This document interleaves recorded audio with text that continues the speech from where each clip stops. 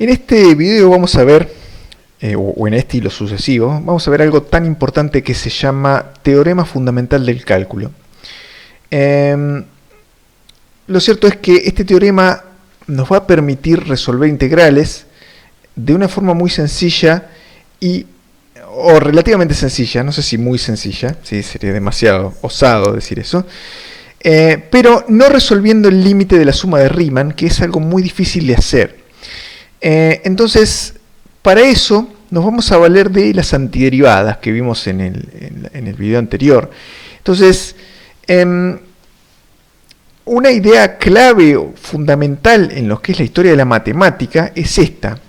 Acá dice Barrow, Newton y Leibniz, bueno, tres personas, se dieron cuenta que podían calcular una integral definida de una función entre a y b si uno conoce una antiderivada de la función f. Entonces, calcular esta integral definida ya no requería resolver el límite de la suma de Riemann, sino que si uno conoce una antiderivada de la función, uno puede resolverla. Ahora bien, como dijimos, no es tan fácil a veces encontrar una antiderivada. Ese es el gran problema de la integración, encontrar una antiderivada. Con respecto a los que tuvieron la idea, ¿sí? En general se dice así, digamos, Barrow, Newton y Leibniz. Las tres personas tuvieron esta idea, ¿sí? Pero generalmente la idea la tiene una persona y las otras, bueno, están por ahí, o aportan algo, o desarrollan algo, pero bueno, cuando se dice que tres personas tuvieron una idea, es porque alguien quiere que dos de esas tres personas tengan la idea también, ¿sí? Alguien tenía intereses en eso. Lo cierto es que este hombre, Isaac Barrow, es probablemente el que se le ocurrió esta relación, ¿sí? La relación entre la derivación y la integración. De hecho, él en 1669 propone que la derivada y la integral tienen una estrecha relación y de hecho son procesos inversos, ¿sí? La derivación es el proceso inverso a la integración y viceversa. Y en ese tratado de 1669, este hombre sienta las bases de lo que es el cálculo en la actualidad. O sea, es muy muy parecido a lo que nosotros hacemos o lo que nosotros estamos aprendiendo en este curso. En ediciones posteriores a esa obra de 1669, Isaac Barrow era inglés también, fue profesor de Isaac Newton en la Universidad de Cambridge. En ediciones posteriores de esa obra, el prólogo dice, bueno, que el mismo Newton corrigió las ideas, agregó cosas, qué sé yo. Lo cierto es que los ingleses, o los anglosajones, digamos, idolatran a Isaac Newton, es como su ídolo de la ciencia, ¿sí? Ese tipo era un genio, es verdad, pero era un genio que desarrolló alguna parte de la ciencia, no toda. Los ingleses le asignan todo, entonces lo que dicen los tipos es que, bueno, de alguna manera metió la cuchara en ese trabajo y, bueno, las ideas terminaron siendo de Newton. Lo cierto es que Barrow era un tipo muy conflictivo, el tipo había tenido, digamos, problemas mismo en la universidad por agarrarse las trompadas con colegas, ¿sí? O con alumnos. Eso nunca nos va a suceder a nosotros porque estamos mediante un video. Entonces a los ingleses no les gustaba que Barrow fuera el descubridor de esta idea, entonces era un tipo de mala reputación, entonces mejor se la damos a Newton, que Newton era un caballero inglés, ¿sí? Este hombre Leibniz, ya hemos discutido esto, también publicó las ideas del cálculo diferencial antes que Newton, ¿sí? Este hombre publicó en 1669, Leibniz en 1672 y Newton recién en 1687. Entonces los ingleses dicen que Leibniz, como era diplomático y viajaba en un viaje a Londres, tuvo contacto con las ideas de Newton y lo plagió. Entonces en Inglaterra se dice que Leibniz inventó una notación para las ideas de Newton, ¿sí? Entonces, pero bueno, los ingleses escriben la historia porque ellos siempre ganaban las guerras. Entonces el que gana las guerras dice quién inventó qué cosa, ¿no es cierto? Pero lo más probable es que el que se le ocurrió esta idea, que es trascendental, como les decía, en la historia de la matemática, fue este hombre Barrow, y Newton y Leibniz explotaron esa idea, ¿sí? Y hicieron un montón de desarrollos que, por supuesto, son muy útiles digamos, en el cálculo diferencial integral. Bien, entonces, esa idea es la siguiente, ¿sí? Dice, si f es una función continua en el intervalo cerrado AB, entonces la integral definida de f entre a y b es igual a f mayúscula en b menos f mayúscula en a, donde f es una antiderivada de la función f minúscula. O sea, f mayúscula es una antiderivada de la función f minúscula. ¿Esto qué quiere decir? Que si yo conozco la antiderivada de la función f minúscula, conozco f mayúscula, lo único que tengo que hacer es evaluarla en los extremos de integración, evaluarlo en a y evaluarlo en b y hacer esta resta y listo, ya está el resultado de la integral. Entonces, en vez de resolver la suma de Riemann, lo que tengo que hacer solamente es evaluar la antiderivada en el límite de integración inicial y en el final, y listo, ya está el resultado de nuestra integral. Claro, como dijimos, lo difícil a veces no, lo más difícil es encontrar esta antiderivada f mayúscula.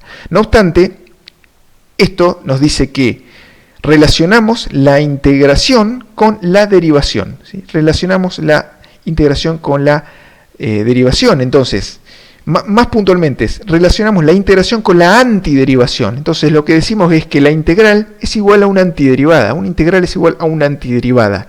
Entonces, lo que quiere decir es que es la integral el proceso inverso de la derivada. Bien, vamos a ahondar en este concepto ahora, en esta clase, y es, como dijimos, muy importante. La idea, más que nada, la idea es muy importante porque nos permite resolver todas las cosas que vamos a resolver de ahora en adelante, ¿sí? Entonces, este teorema se llama teorema de evaluación o regla de Barrow, ¿sí? Ahora también se llama regla de Barrow, asignándole a este hombre por ahí lo que le pertenecía, ¿no? Su idea. Bien, entonces vamos a utilizar la regla de Barrow o teorema de evaluación para resolver este ejemplo y vamos a decir, bueno, resuelva la integral definida de x cuadrado entre 0 y 1. Recuerden que cuando arrancamos con integrales y que decíamos, bueno, superponíamos rectángulos, hace unos cuantos videos, superponíamos rectángulos, nosotros hicimos una estimación de cuánto valía esta integral, ¿sí? La integral de x cuadrado entre 0 y 1. Recuerden que buscábamos el área bajo la curva de esa función x cuadrado entre 0 y 1. Hicimos una estimación, bueno, superponiendo rectángulos, ¿sí? y resolviendo la suma de Riemann, o aproximando mediante la suma de Riemann.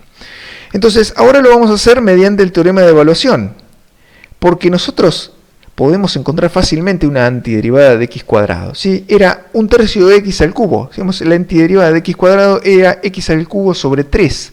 Si entonces yo conozco esta antiderivada f mayúscula y lo que hago, bueno, es directamente evaluar. Entonces, si yo tengo x cuadrado, nuestra antiderivada es x al cubo sobre 3 o un tercio de x al cubo. Entonces, el teorema de evaluación, esta regla que aprendimos recién, nos va a decir que yo tengo que agarrar esta función, esta f mayúscula, y bueno, evaluarla en 1 y luego restarle evaluada esa misma función en 0. ¿Sí? Entonces dijimos un tercio x al cubo evaluado en 1 menos un tercio x al cubo evaluado en 0, y ese es nuestro resultado. Y así de sencillo es resolver una integral definida si uno conoce la antiderivada. Si uno conoce la antiderivada, que no es poca cosa, como vamos a ver más adelante. Ahora, imagínense lo que hicimos antes. O sea, antes, para calcular esa integral, la integral definida, recordemos, representa el área bajo la curva de la función x cuadrado, en este caso entre 0 y 1. O sea, representa este área que nosotros calculamos superponiendo rectangulitos. Recuerden lo que habíamos hecho. Habíamos superpuesto hasta, bueno, 1000 rectángulos. Y lo que habíamos hecho era, bueno, calcular el área de esos rectángulos, base por altura, y sumarlas. O sea, yo tenía una suma de 1000 términos, esa era mi suma de Riemann, y así todo eso no era exacto, era aproximado. Y lo que habíamos hecho era decir, bueno, una aproximación, la mejor aproximación era por extremo derecho o por extremo izquierdo y dividido 2, es decir, un promedio de esos dos, y habíamos obtenido que el resultado era 0,33333335. Entonces ese resultado era bastante aproximado. Ahora, fíjense que esto es exactamente este resultado, no es exactamente, es aproximadamente, mejor dicho. O sea, un tercio es 0.3 periódico, ¿sí? Entonces, esto nos permite resolver de manera exacta el cálculo de este área, que si nosotros quisiéramos hacerlo mediante la suma de Riemann, tendríamos que poner un montón de rectángulos para terminar obteniendo una solución numérica que es una aproximación encima. Esto nos resuelve la integral definida, que es el valor exacto del área bajo la curva, en este caso entre 0 y 1. Bien, entonces, vean la importancia de este teorema. O sea, uno conoce la antiderivada, entonces, en 2 cuentitas resuelve algo que, si no existiera este teorema, uno tendría que hacer una suma de 1000 términos, o 2 sumas de 1000 términos, para tener una aproximación que sea similar o que sea comparable. Bien, otro ejemplo. Dice, evalúe la integral entre 0 y 3 de e a la x. Nuevamente, la primitiva de e a la x, nuestra antiderivada, es e a la x también, ¿sí? Entonces, esto es muy sencillo. O sea, nosotros utilizamos el teorema de evaluación, agarramos la antiderivada de esta función, que es e a la x, y la evaluamos en los bordes de la integral, entre 0 y 3. Entonces, final menos inicial, e a la 3 menos e a la 0. Esta evaluación que está acá se puede expresar de una forma más compacta con esta notación, ¿sí? Esta notación implica, esta barrita que está acá, implica evaluar. Entonces, esto quiere decir e a la x evaluado entre 0 y 3. E a la x evaluado entre 0 y 3, o sea, es exactamente esto.